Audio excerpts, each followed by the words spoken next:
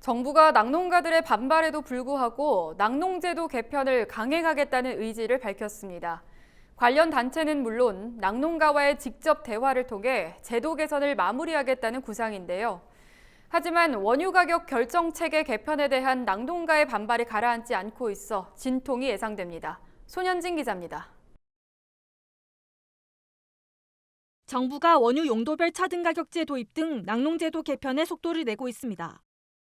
농림축산식품부는 최근 지자체와 긴급 대책회의를 열어 낙농제도 개편을 위한 대응 방안을 논의했다고 밝혔습니다.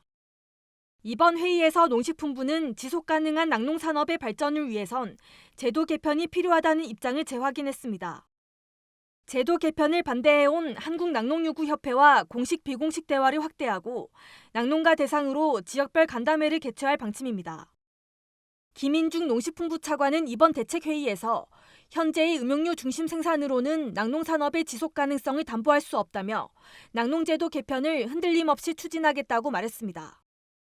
정부가 지난해 발표한 낙농제도 개편안은 음용류와 가공류 등 원유 용도에 따라 가격을 다르게 매기는 차등 가격제를 도입하는 것이 골자입니다.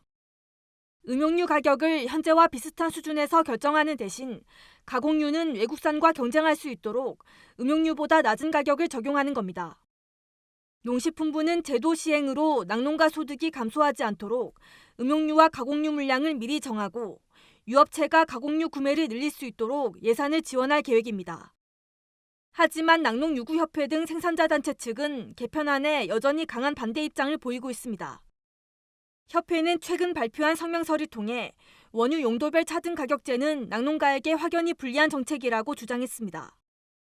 이들은 정부가 제도 도입 이후 음용류 생산량을 현재 쿼터의 85.5% 수준인 190만 톤으로 제시하면서도 쿼터 삭감은 아니라고 하고 있다고 지적했습니다.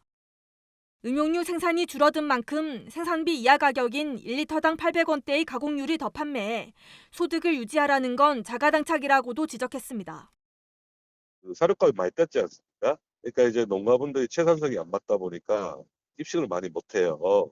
이미 생산이 위축된 상황을 근거로 해서 소득 감소 없이 설계한다는 자체가 안 맞다.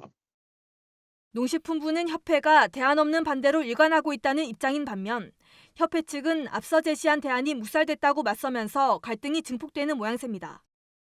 이처럼 정부와 생산자 간의 현격한 시각차에 따라 앞으로의 논의 과정에서도 적잖은 진통이 따를 것으로 예상됩니다. MBS 손현진입니다.